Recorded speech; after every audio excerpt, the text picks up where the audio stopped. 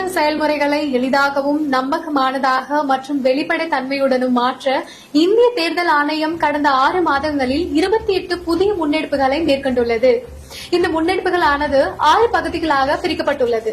அரசியல் கட்சிகளுடனான இணைந்த செயல்பாடுகள், தேர்தல் முறைகளுக்கான தூய்மைப்படுத்துதல், தொழில்நுட்பத்தின் பயன்பாடு, வாக்காளர் பட்டியலின் துல்லியம், வாக்களிப்பதை எளிதாக்குதல் மற்றும் திறன் மேம்பாடு ஆகியனவாகும். இந்த காணொலியில் இந்திய தேர்தல் ஆணையத்தால் பதிவு செய்யப்பட்ட அங்கீகாரம் பெறாத அரசியல் கட்சிகளில் தற்போது செயல்பாட்டில் இல்லாதவற்றை பதிவு செய்யப்பட்ட கட்சிகளின் பட்டியலிருந்து நீக்கம் செய்ய மேற்கொண்ட நடவடிக்கைகளை பற்றி காணப்போகிறோம்.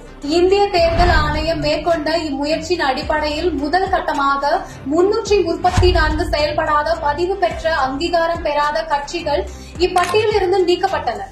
இந்த நடவடிக்கையானது கடந்த 2019 முதல் ஒரு தேர்தலில் கூட போட்டியிடாத அரசியல் கட்சிகள் மீது மேற்கொள்ளப்பட்டது. தற்சமயம் 2ஆம் கட்டமாக 476 அரசியல் கட்சிகள் அடையாளம் காணப்பட்டு அவற்றில் 474 கட்சிகள் பதிவு பெற்ற கட்சிகளின் பட்டியலிலிருந்து நீக்கம் செய்யப்பட்டுள்ளது. தமிழகத்தை பொறுத்தமட்டில் இதுவரை அத்தகைய 64 அரசியல் கட்சிகள் நீக்கம் செய்யப்பட்டுள்ளன.